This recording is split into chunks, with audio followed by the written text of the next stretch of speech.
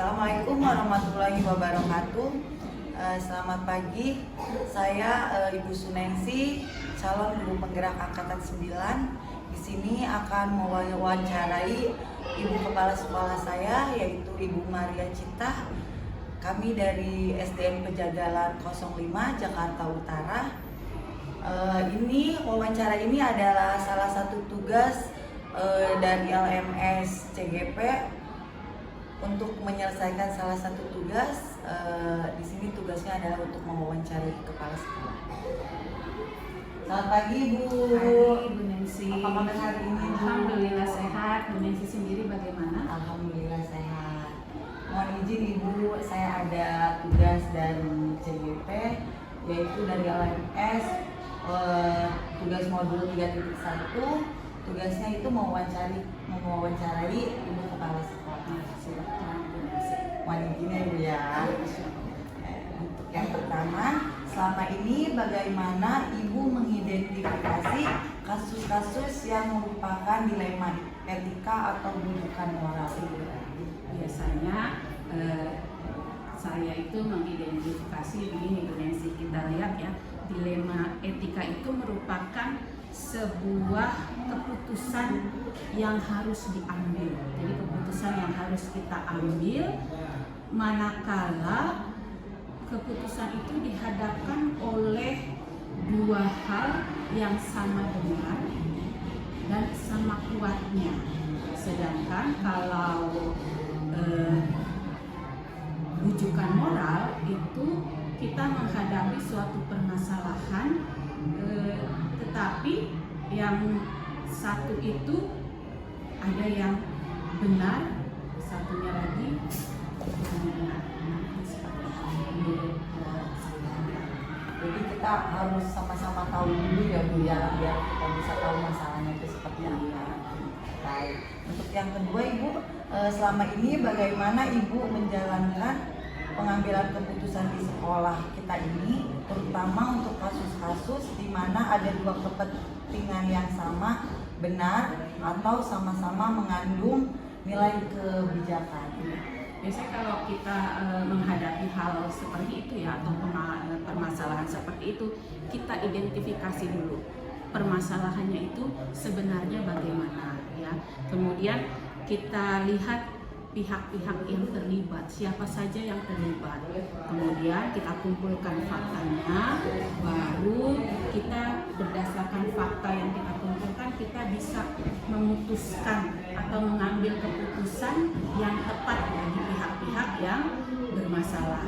Nah, dalam mengambil keputusan ini kita juga mengutamakan musyawarah ya, dan mufakat juga dengan prinsip kekeluargaan seperti itu Bu Nensi. Ya, bagus banget Ibu, karena emang kalau musyawarah itu dan apalagi dengan kekeluargaan ya Bu ya, jadi kita bisa menyelesaikannya itu dengan lebih baik, lebih enak juga. Yang ketiga Ibu, pertanyaannya, langkah-langkah atau prosedur seperti apa yang akan Ibu lakukan selama ini untuk menyelesaikan masalah yang ada di sekolah? Biasanya kalau ada permasalahan seperti itu ya, atau ada suatu masalah, biasanya kita panggil nih dua pihak yang sedang bermasalah. Jadi dua-duanya langsung kita panggil, jadi tidak satu persatu tapi langsung kita panggil semuanya, kemudian kita tanyakan apa permasalahannya, ya saya minta keterangannya supaya kita mengetahui ini penyebabnya apa sih, ya penyebab sebenarnya apa, kemudian baru kita bisa menemukan solusi pemecahan yang terbaik untuk permasalahan tersebut. Jadi mengidentifikasi kasus ya Bu ya. Untuk selanjutnya Ibu, hal-hal apa aja yang selama ini Ibu anggap efektif dalam pengambilan keputusan pada kasus-kasus dilema etika itu? Biasanya untuk pengambilan keputusan itu kita lebih baik melakukan tindakan preventif atau pencegahan. Jadi sebelum permasalahan terjadi, kita lakukan pencegahan atau tindakan preventif. Untuk pertanyaan yang kelima, hal-hal apa saja yang selama ini merupakan tantangan dalam pengambilan keputusan dalam pengambilan keputusan dilema etika ini? Iya. Untuk mengatasi hal seperti itu, kita mengadakan dialog ya antara pihak yang bermasalah dengan yang seperti tadi saya katakan, dengan prinsip kekeluargaan, musyawarah untuk mufakat, kemudian keputusan yang kita ambil itu bisa diterima oleh kedua belah pihak, jadi tidak merugikan salah satu pihak seperti itu. Untuk yang keenam, Ibu, apakah Ibu memiliki sebuah tata cara atau jadwal tertentu dalam sebuah penyelesaian kasus dilema etika? Apakah Ibu langsung menyelesaikan di tempat atau memiliki sebuah jadwal untuk menyelesaikannya? Bentuk atau prosedur seperti apa yang Ibu jalankan? Biasanya kalau misalnya di sekolah kita ini terjadi kasus semacam itu yang dilema etika, biasanya langsung kita selesaikan. Jadi tidak menunggu atau kita atur jadwalnya.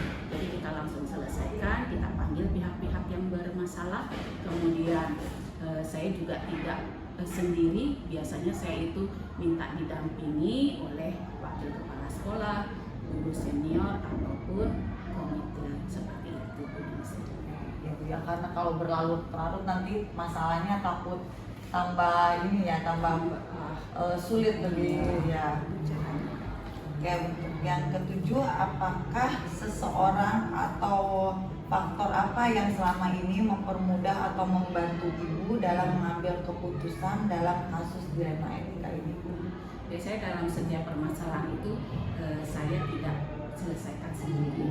Seperti tadi saya sampaikan, saya selalu melibatkan pihak-pihak lain. Seperti misalnya wakil kepala sekolah atau guru senior. Tujuannya apa? Supaya keputusan yang saya ambil itu tidak merugikan salah satu pihak, bisa memberikan solusi terbaik untuk semuanya. Oke, untuk pertanyaan yang terakhir, Ibu, dari semua hal yang telah disampaikan, pembelajaran apa yang Ibu dapat petik dari pengalaman Ibu selama kita wawancara dilema etika ini? Iya. Jadi sebagai pimpinan di sekolah itu saya merupakan orang yang harus mengambil satu keputusan. Nah, dalam pengambilan keputusan itu saya tidak bisa berdiri sendiri, ya, selalu melibatkan pihak lain, ya, istilahnya stakeholder di sekolah ini seperti wakil kepala sekolah, atau bila misalnya permasalahan itu lebih berat atau lebih rumit, biasanya saya juga meminta pendapat atau bantuan dari pengawas sekolah, juga termasuk komite sekolah. Demikian dari saya. Baik Ibu, terima kasih untuk jawaban dan waktunya. Terima kasih sudah meluangkan waktu untuk saya untuk dapat menyelesaikan tugas saya di calon penggerak angkatan 9 ini. Cukup sekian Ibu wawancara dari saya. Terima kasih. Assalamualaikum warahmatullahi wabarakatuh. Waalaikumsalam warahmatullahi wabarakatuh. Terima kasih juga Bu Nancy. Semangat selalu ya, sehingga nanti CGP-nya benar-benar sukses, berhasil menjadi guru penggerak.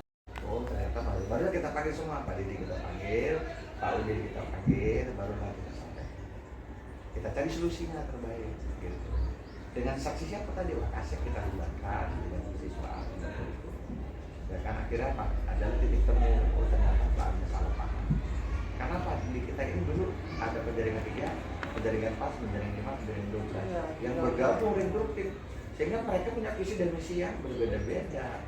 Nah sekarang saya memimpin di sini 1 tahun dan alhamdulillah ada guru prestasi, guru teladan ada, kemudian guru penggerak kita sudah berhasil 2. Terus sekarang ada lagi di Pak Henda, kemudian itu Pak Denny, terus Ibu siapa lagi itu ada 4 tuh tamu guru penggerak yang angkat tanggal 11 itu. 10 ya. Itu udah masuk semua itu. Semua. Kita ada, saya motivasi. Nah, untuk guru-guru yang punya prestasi itu juga sama kita berikan ke rewardnya. Tapi kalau yang ini menganggap kasih sanksi sama. Nah, kalau guru-guru bukan rewardnya ini. Apa tuh beda lagi? Logam cuma dia lebih besar nih logamnya. Wah, berapa tuh Pak? Ini 0,025. Jadi kalau yang punya prestasi kita kasih ini rewardnya ini. guru. Ada slogan 03-nya juga ya Pak ya? Iya, ada slogannya di sini yang ini. Tadi kan bersahabat itu yang di ini. Kalau ini langsung ini. Gitu. Nah, ini satu taraf kita buatkan. Jadi tidak hanya murid saja, guru pun perlu motivasi.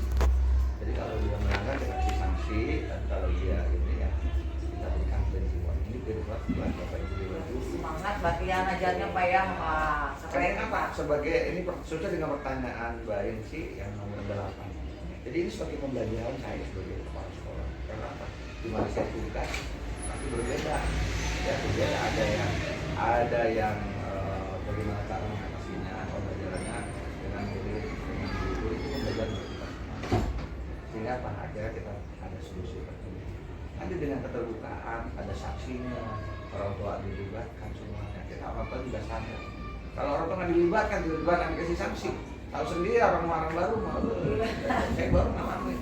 Kan orang tua murid di sini ada yang jadi RW, ada yang LSM, ada yang anggota dewan, ya kan. Jadi kita nggak akan pernah takut selama kita mau ada prosedur yang kita ada SOP-nya. Kalau dia melanggar kita kasih sanksi, tapi kalau dia tidak kasih kita kasih reward. Karena tadi itu apa di mana pun waktu itu kalau nggak pernah kasih duit kasih apa? Berarti sesuai dengan peraturan yang ada ya Pak ya. Jadi ada SOP yang berjalan. Jadi semua kejadian baik murid ataupun murid itu belajar biasanya seperti itu. Oh ternyata seperti ini. Tapi anak saya punya senjata begini. Jadi kita pakai ini bukti fisik. Yang rokok juga ada pakai rokok. Ini yang rokok baru dipakai. Kita juga ya Pak ya rokoknya. Rokoknya rokok elektrik. Ada barang. Jadi itu masih kita semuanya di dalam bapak sudah terjawab semua rekomendasi baik yang terakhir ini pembelajaran sebagai saja kita, tapi kita akan kepada aset kita. Karena nanti bagaimana cara mengatasinya. Mungkin bapak sudah pergi dan bapak tapi makasih sudah tahu sehingga orang tuanya sadar ini, terus guru juga ada kejadian guru juga sadar. Seperti tadi yang bapak bilang Pak Didi dengan Pak Udin, akhirnya apa diperlukan nangis, ini salah paham kan? Gitu. Nangis apa nangis kalau perlukan semua. Dia sadar berapa kalau prestasi guru prestasi kita kasih kontribusi tadi.